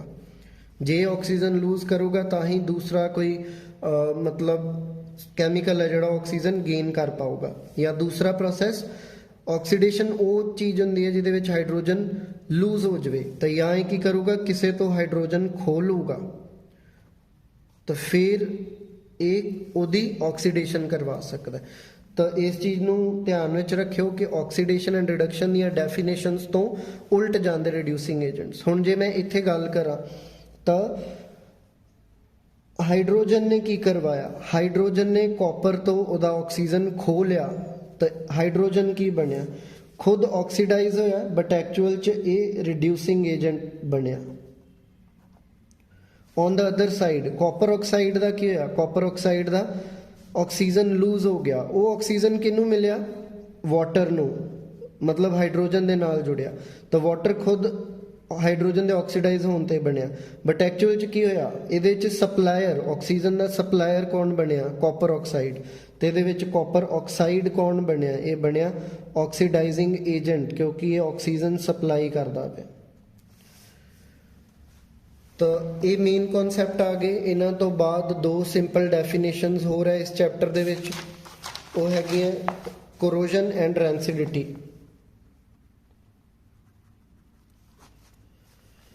तो what is corrosion? It is slowly eating up of metals due to the action of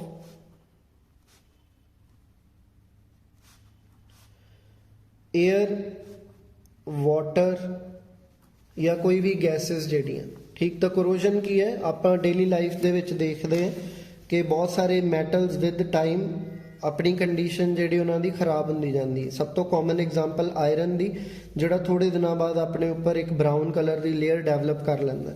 ਉਹ ਬਰਾਊਨ ਕਲਰ ਦੀ ਲੇਅਰ ਐਕਚੁਅਲ 'ਚ ਰਸਟ ਜਿਹਨੂੰ ਆਪਾਂ ਕਹਿੰਦੇ ਹਾਂ, ਉਹ ਆਇਰਨ ਆਕਸਾਈਡ ਦੀ ਹੀ ਲੇਅਰ ਹੁੰਦੀ ਹੈ। ਉਸੇ ਤਰ੍ਹਾਂ ਸਿਲਵਰ ਦੇ ਜਿਹੜੇ ਆਪਣੇ ਕੰਟੇਨਰਸ ਜਾਂ ਆਬਜੈਕਟਸ ਹੈਗੇ ਆ, ਉਹਨਾਂ ਦੇ ਵਿੱਚ ਸਿਲਵਰ ਜਦੋਂ ਸਲਫਰ ਦੇ ਨਾਲ ਰਿਐਕਟ ਕਰਦਾ ਏਅਰ ਦੇ ਵਿੱਚੋਂ, ਤੇ ਇੱਕ ਬਲੈਕ ਕਲਰ ਦੀ ਲੇਅਰ ਬਣਾ ਦਿੰਦਾ ਸਿਲਵਰ ਸਲਫਾਈਡ ਦੀ।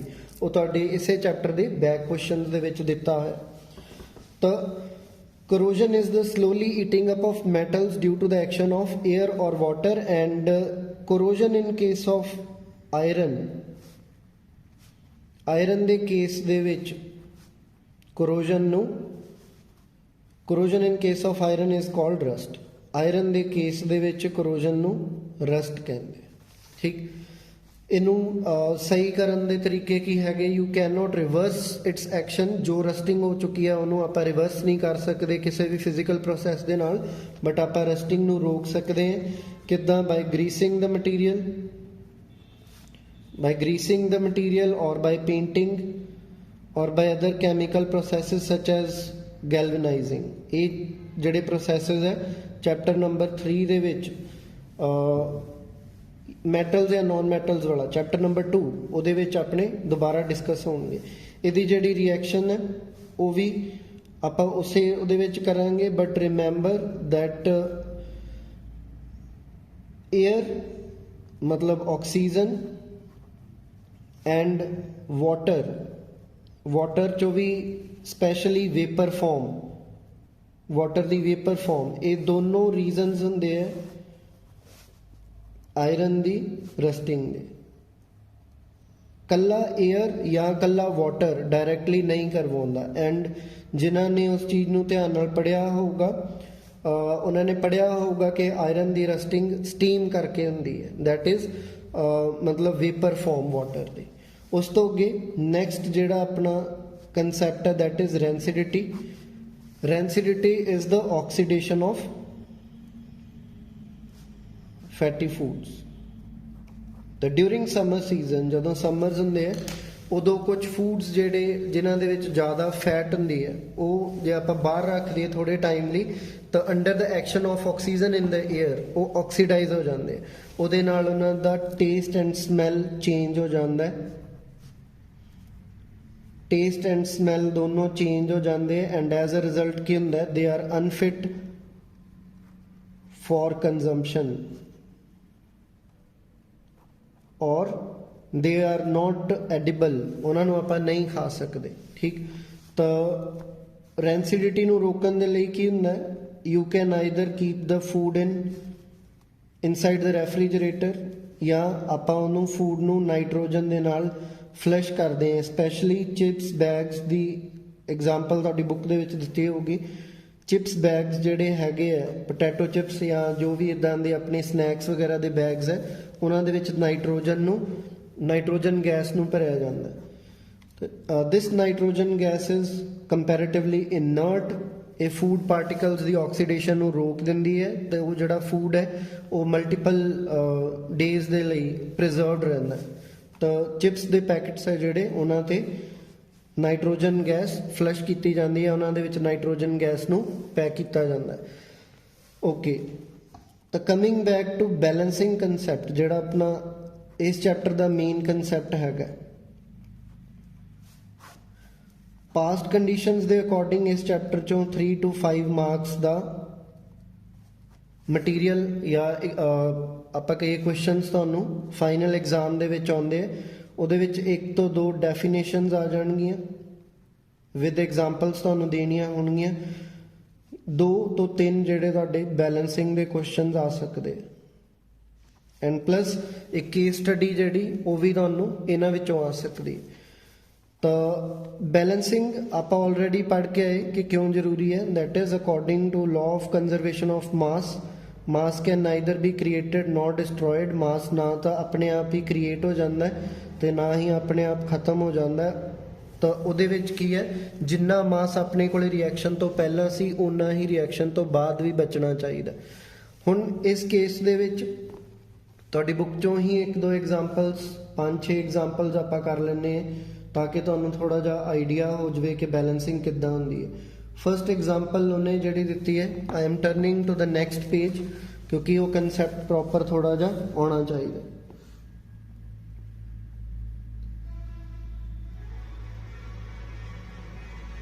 तो फर्स्ट एग्जांपल अपनी आउंदी पई है जिहड़ी वो बुक वालियां ने तुहानूं दित्ती है, दैट इज आयरन दी वाटर दे नाल reaction. This is the reaction जिहड़ी रस्टिंग ऑफ आयरन दे विच भी हुंदी है। Iron reacts with water to give Fe3O4 plus hydrogen. तो बैलेंसिंग किद्दां करनी है? First you need to write down all the atoms or all the elements that have been used। ਜਿਹੜੇ ਵੀ ਆਪਣੇ atoms ਜਾਂ elements use ਹੋਏ ਆ ਉਹਨਾਂ ਨੂੰ ਇਹਦੇ ਵਿੱਚ ਲਿਖੋ। then write down their numbers। ਕਿੰਨੇ ਕਿੰਨੇ ਨੰਬਰ ਦੇ ਵਿੱਚ ਉਹ ਰਿਐਕਸ਼ਨ ਦੇ ਵਿੱਚ ਯੂਜ਼ ਹੋਏ। ਆਇਰਨ ਇੱਧਰ ਕਿੰਨਾ, ਇੱਕ ਹੀ ਐਟਮ ਹੈ, ਇੱਧਰ ਆਇਰਨ ਦੇ ਕਿੰਨੇ ਆ 3। then ਆਕਸੀਜਨ ਇੱਧਰ ਕਿੰਨਾ ਹੈ 1 ਹੈ ਕਿਉਂਕਿ ਆ ਹਾਈਡਰੋ ਜਿਹੜਾ ਵਾਟਰ ਹੈ ਇਹਦੇ ਫਰੰਟ ਤੇ ਕੋਈ ਨੰਬਰ ਨਹੀਂ ਲੱਗਿਆ, that is oxygen is present in 1 quantity, ਮਤਲਬ 1 ਐਟਮ ਹੈ ਇਹਦਾ। then ਇੱਧਰ ਆਕਸੀਜਨ ਦੇ 4 ਹੈ, ਹਾਈਡਰੋਜਨ ਇੱਧਰ ਕਿੰਨੇ ਹੈ 2, ਹਾਈਡਰੋਜਨ ਇੱਧਰ ਵੀ 2 ਹੈ। But this is still not balance ਕਿਉਂਕਿ ਆਇਰਨ ਤੇ ਆਕਸੀਜਨ ਦਾ ਨੰਬਰਸ ਦੇ ਵਿੱਚ ਡਿਫਰੈਂਸ ਹੈ। ਹੁਣ ਕਰਨਾ ਕੀ ਹੈ? पहला रूल ये कि जदों भी कोई बैलेंसिंग करनी है we can not write numbers in the suffixes. आपां उन्होंने नंबरां नूं बाद विच नहीं लिख सकते। जे कोई number as a balancing number आपां यूज़ करदे पे तो फ्रंट ते ही लगूगा। ये क्यों? क्योंकि जिहड़ी प्रपोर्शन हैगी है वो सेम होनी चाहिए। जिन्ने अपने इधर यूज़ हुंदे पे एटम्स उन्ने ही इधर बचने चाहिए। तो आयरन या ऑक्सीजन कदे भी तुहानूं एक रिएक्शन मिलूगी तो स्टार्ट विद समथिंग जिहदा नंबर सब तो वड्डा। हुण ऑक्सीजन का नंबर सब तो वड्डा तो आपां नूं सब तो पहलां ऑक्सीजन नूं बैलेंस करना पऊगा। ऑक्सीजन दे इधर किन्ने है 4, इधर ऑक्सीजन का किन्ना है 1 है, मतलब मैनूं 4 बनाउण लई इहनूं 4 नाल मल्टीप्लाई करना पऊगा। ਉਹਨੂੰ ਉਹ 4 ਨੂੰ ਮਲਟੀਪਲਾਈ ਕਰਨਾ, ਉਹ ਇੱਥੇ ਲਿਖਣ ਦਾ ਫਾਇਦਾ ਨਹੀਂ ਹੈ, ਉਹਨੂੰ ਆਪਾਂ ਇੱਥੇ ਲਿਖਣਾ ਫਰੰਟ ਤੇ। ਤਾਂ 4 ਆ ਜਿਹੜੀ ਚੀਜ਼ ਕਰਦਾ ਵੇ ਇਹ ਤੁਸੀਂ ਰਫ ਦੇ ਵਿੱਚ ਵੀ ਕਰ ਸਕਦੇ ਹੋ, ਅਦਰਵਾਈਜ਼ ਬੈਲੈਂਸਿੰਗ ਕਰਦੇ ਨਾਲ ਵੀ ਕਰ ਸਕਦੇ ਹੋ, ਕੋਈ ਪ੍ਰੋਬਲਮ ਨਹੀਂ। ਦੈਨ ਇਹਦੇ ਵਿੱਚ ਹੁਣ ਇਹਦੇ ਨਾਲ ਆਪਣੇ ਆਕਸੀਜਨ ਇੱਧਰ ਵੀ 4 ਕਵਰ ਹੋ ਗਏ, ਇੱਧਰ ਵੀ 4 ਕਵਰ ਹੋ ਗਏ, ਬਟ ਉਹਦੇ ਨਾਲ ਪ੍ਰੋਬਲਮ ਕੀ ਹੋਈ? ਹੁਣ ਇੱਧਰ ਹਾਈਡਰੋਜਨ ਆਪਣੇ ਕੋਲੇ 8 ਆ ਗਏ, ਜਦ ਕਿ ਇੱਧਰ ਹਾਈਡਰੋਜਨ ਆਪਣੇ ਕੋਲੇ ਸਿਰਫ 2 ਹੈ। ਹੁਣ ਉਹਨਾਂ ਨੂੰ ਬੈਲੈਂਸ ਕਰਨ ਦੇ ਲਈ ਇੱਥੇ ਵੀ ਮੈਨੂੰ 4 ਲਗਾਉਣਾ ਪਊਗਾ। तो इधर भी हाइड्रोजन के फ्रंट से आप 4 लगाया, हाइड्रोजन इधर भी 8 हो गए, इधर भी 8 हो गए। उस तो बाद नैक्सट अपने को एक चीज़ बचती है, दैट इज़ आयरन। हुण आयरन इधर 3 है, उन्होंने बैलेंस करने लिए आपां लैफ्ट हैंड साइड ते या रिएक्टेंट साइड ते भी 3 आयरन चाहिए, तो आप सिंपली उन्होंने 3 दे नाल मल्टीप्लाई करांगे। तो फ्रंट ते 3 लगाया, हुण अपने आयरन दे, हाइड्रोजन दे ते ऑक्सीजन दे तिन्हां दे नंबर ऑफ एटम्स मैच कर गए। नैक्सट जी एग्जाम्पल है that is a difficult one क्योंकि ये इंपॉर्टेंट भी है, इस चैप्टर दे विच भी है, इन चैप्टर नंबर 6 या 5 I don't remember, chapter number 5 है लाइफ प्रोसैसिस वाला। लाइफ प्रोसैसिस वाले चैप्टर दे विच यही दोबारा डाइजैशन दे विच डाइजैशन वाला जिहड़ा तुहाडा कंसैप्ट आऊगा उहदे विच भी यही इक्वेशन तुहानूं चाहिदी होगी। उहदे विच की है ग्लूकोज C6H12O6 जदों रिएक्ट करदा है ऑक्सीजन दे नाल जो आपां इनहेल करदे पे तो की निकल के बनदा है carbon dioxide plus water plus heat energy या सिंपली एनर्जी भी लिख सकते हैं आप। हुण बैलेंसिंग करने लिए की करना पऊगा, नंबर सेम करने हैं। तो carbon carbon hydrogen oxygen, carbon दे इधर किन्ने आउंदे पे 6, ऑक्सीजन दे इधर किन्ने है 6 एक जगह 2 एक जगह, इधर ऑक्सीजन दे किन्ने है 2 एक जगह 1 एक जगह। देन हाइड्रोजन दे इधर 12 इधर 2, ਦੈਨ ਕਾਰਬਨ ਦਾ ਇੱਧਰ 6 ਸੀ, ਇੱਧਰ 1। ਹੁਣ ਯੂਜੂਅਲੀ ਆਪਾਂ ਬੈਲੈਂਸਿੰਗ ਸ਼ੁਰੂ ਕਰਦੇ ਹਾਂ ਸਭ ਤੋਂ ਵੱਡੇ ਨੰਬਰ ਤੋਂ, ਬਟ ਜ਼ਰੂਰੀ ਨਹੀਂ ਹੈ ਕਿ ਉਹਦੇ ਤੋਂ ਕੀਤੀ ਜਾਵੇ, but it makes things easy. ਜੇ ਆਪਾਂ ਸਭ ਤੋਂ ਵੱਡੇ ਨੰਬਰ ਤੋਂ ਸਟਾਰਟਿੰਗ ਕਰਦੇ ਹਾਂ ਤਾਂ ਬਾਅਦ 'ਚ ਕਨਫਿਊਜ਼ਨ ਕ੍ਰੀਏਟ ਨਹੀਂ ਹੁੰਦੀ ਜਾਂ ਮਿਕਸਿੰਗ ਨਹੀਂ ਹੁੰਦੀ। ਹੁਣ ਜੇ ਆਪਾਂ ਇਹਦੇ ਨਾਲ ਦੇਖੀਏ ਤਾਂ ਸਭ ਤੋਂ ਜ਼ਿਆਦਾ ਨੰਬਰ ਕਿਹਦੇ ਹੈ, ਕਾਰਬਨ ਦੇ ਜਾਂ ਹਾਈਡਰੋਜਨ ਦੇ। ਤਾਂ ਹਾਈਡਰੋਜਨ ਤੋਂ ਸਟਾਰਟ ਕਰ ਲੈਂਦੇ। ਹਾਈਡਰੋਜਨ ਦੇ ਆਪਣੇ ਇੱਧਰ 12 ਆਉਂਦੇ ਪਏ, ਦੈਟ ਮੀਨਸ ਆਪਣੇ ਇੱਧਰ ਵੀ ਹਾਈਡਰੋਜਨ ਦੇ 12 ਹੋਣੇ ਚਾਹੀਦੇ। ਉਹ ਕਿੱਦਾਂ ਬਣੂਗਾ, ਜੇ ਆਪਾਂ ਇੱਧਰ ਹਾਈਡਰੋਜਨ ਨਾਲ 6 ਮਲਟੀਪਲਾਈ ਕਰੀਏ ਤਾਂ ਇੱਧਰ ਵੀ 12 ਹੋ ਜਾਣਗੇ, ਇੱਧਰ ਵੀ 12 ਹੋ ਜਾਣਗੇ। That means I need to multiply hydrogen with 6। ਤਾਂ 6 ਹੋ ਗਏ। ਇੱਧਰ ਹੁਣ ਹਾਈਡਰੋਜਨ ਤਾਂ 12 ਹੋ ਗਿਆ, ਬਟ ਉਹਨੇ ਕੀ ਪ੍ਰੋਬਲਮ ਕ੍ਰੀਏਟ ਕੀਤੀ, ਆ ਜਿਹੜੇ ਆਪਣੇ ਕੋਲੇ ਇੱਧਰ 1 ਆਕਸੀਜਨ ਪਿਆ ਸੀ ਉਹ ਕੱਲਾ 1 ਹੈ ਜਿਹੜਾ ਉਹ 6 ਨਾਲ ਮਲਟੀਪਲਾਈ ਹੋ ਗਿਆ। ਤਾਂ ਟੋਟਲ ਹੁਣ ਆਪਣੇ ਕੋਲੇ 2 + 6 8 ਆਕਸੀਜਨ ਹੋ ਗਏ। ਜੇ ਹੁਣ ਆਪਾਂ ਇਹਨੂੰ ਦੇਖੀਏ ਨੈਕਸਟ ਤਾਂ 2 + 6 ਆਕਸੀਜਨ ਕਵਰ ਹੋ ਗਏ, ਬਟ ਹਲੇ ਜ਼ਰੂਰੀ ਨਹੀਂ ਹੈ ਕਿ ਸਾਰਾ ਆਪਣਾ ਡਨ ਹੋ ਗਿਆ, ਕਿਉਂਕਿ ਹਲੇ ਕਾਰਬਨ ਫਿਲਹਾਲ ਕਿਉਂਕਿ ਆਕਸੀਜਨ ਮੈਚ ਕਰਦੇ ਪਏ ਆ, ਬਟ ਹਾਈਡਰੋਜਨ ਵੀ ਮੈਚ ਕਰਦੇ ਪਏ, ਬਟ ਕਾਰਬਨ ਮੈਚ ਨਹੀਂ ਕਰਦਾ ਪਿਆ। ਤਾਂ ਉਸ ਕਰਕੇ ਪਹਿਲਾਂ ਆਪਾਂ ਨੂੰ ਕਾਰਬਨ ਵੀ ਕਵਰ ਕਰਨਾ ਪਊਗਾ। ਤਾਂ ਕਾਰਬਨ ਦੇ ਇੱਧਰ 6 ਹੈ, ਇੱਧਰ 1 ਹੈ, ਤਾਂ ਇਹਨੂੰ 6 ਕਰਨ ਲਈ ਇੱਧਰ 6 ਨਾਲ ਮਲਟੀਪਲਾਈ ਕਰਨਾ ਪਊਗਾ। ਤਾਂ ਉਹਦੇ ਨਾਲ ਅਸਰ ਕੀ ਹੋਇਆ, ਇੱਧਰ ਕਾਰਬਨ ਤਾਂ 6 ਡਨ ਹੋ ਗਏ, ਇੱਧਰ ਵੀ 6 ਹੋ ਗਏ, ਬਟ ਉਹਦੇ ਨਾਲ ਇੱਕ ਚੀਜ਼ ਦਾ ਫਰਕ ਇਹ ਪੈ ਗਿਆ ਕਿ ਇੱਧਰ ਜਿਹੜੇ ਆਪਣੇ ਕੋਲੇ ਆਕਸੀਜਨ ਸੀਗੇ ਉਹਨਾਂ ਦੇ ਨੰਬਰਸ ਦੇ ਵਿੱਚ ਚੇਂਜ ਆ ਗਿਆ। ਤਾਂ ਉਹਦੇ ਵਿੱਚ ਆਹ ਵਾਲੇ 6 ਆਕਸੀਜਨ ਤੇ ਆਹ ਵਾਲੇ 6 2s are 12 ਆ ਹੋ ਗਏ ਹੁਣ ਆਪਣੇ, ਕਿਉਂਕਿ ਆ ਜਿਹੜੇ ਆਲਰੇਡੀ ਆਕਸੀਜਨ 2 ਸੀ ਇਹਦੇ ਨਾਲ 6 ਮਲਟੀਪਲਾਈ ਹੋ ਗਿਆ ਤਾਂ 6 2s are 12। ਹੁਣ 12 + 6 ਟੋਟਲ 18 ਆਕਸੀਜਨ ਹੋ ਗਏ। ਹੁਣ ਇਸ ਆਕਸੀਜਨ ਨੂੰ ਬੈਲੈਂਸ ਕਰਨ ਦੇ ਲਈ ਬੈਸਟ ਤਰੀਕਾ ਕੀ ਹੈਗਾ, that we don't mess with this one. ਆ ਨੰਬਰ ਆਪਾਂ ਨਾ ਹੀ ਖਰਾਬ ਕਰੀਏ ਕਿਉਂਕਿ ਆਲਰੇਡੀ ਬੈਲੈਂਸ ਹੈ, ਕਾਰਬਨ ਇੱਧਰ ਬੈਲੈਂਸ ਹੈ, ਹਾਈਡਰੋਜਨ ਇੱਧਰ ਬੈਲੈਂਸ ਹੈ, ਸਿਰਫ ਆਕਸੀਜਨ ਦੇ ਵਿੱਚ ਪ੍ਰੋਬਲਮ ਹੈ। ਆਪਾਂ ਕੁਝ ਇਦਾਂ ਦਾ ਕਰੀਏ ਕਿ ਆਪਣੇ ਇੱਧਰ 18 ਕਵਰ ਹੋ ਜਾਣ। ਤਾਂ ਉਹਦੇ ਲਈ ਕੀ ਕਰਨਾ ਪਊਗਾ, ਆਹ ਵਾਲੇ ਨੂੰ ਆਪਾਂ ਜੇ 6 ਦੇ ਨਾਲ ਮਲਟੀਪਲਾਈ ਕਰ ਦਿੰਦੇ ਹਾਂ ਤਾਂ 6 + 12 18 ਆਪਣੇ ਆਕਸੀਜਨ ਵੀ ਕਵਰ ਹੋ ਜਾਂਦੇ। ਤਾਂ ਇਹਦੇ ਨਾਲ ਇੱਥੇ ਮਤਲਬ ਕਿਹੜਾ ਨੰਬਰ ਮਲਟੀਪਲਾਈ ਹੋਊਗਾ, 6 ਮਲਟੀਪਲਾਈ ਹੋਊਗਾ। ਹੁਣ ਜੇ ਆਪਾਂ ਚੈੱਕ ਕਰੀਏ ਇਹਨੂੰ ਤਾਂ ਕਾਰਬਨ ਦੇ ਲੈਫਟ ਹੈਂਡ ਸਾਈਡ ਤੇ 6 ਹੈ, ਰਾਈਟ ਹੈਂਡ ਸਾਈਡ ਤੇ ਵੀ 6 ਹੈ।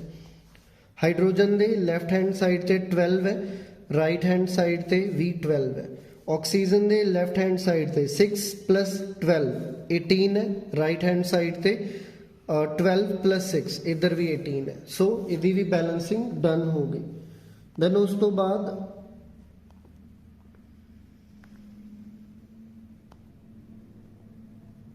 ਇਸ ਤੋਂ ਇਲਾਵਾ ਜਿਹੜੀਆਂ ਬਾਕੀ ਐਗਜ਼ਾਮਪਲਸ ਹੈ ਉਹ ਐਕਸਰਸਾਈਜ਼ ਦੇ ਵਿੱਚ ਵੀ ਡਿਸਕਸ ਹੋਣ।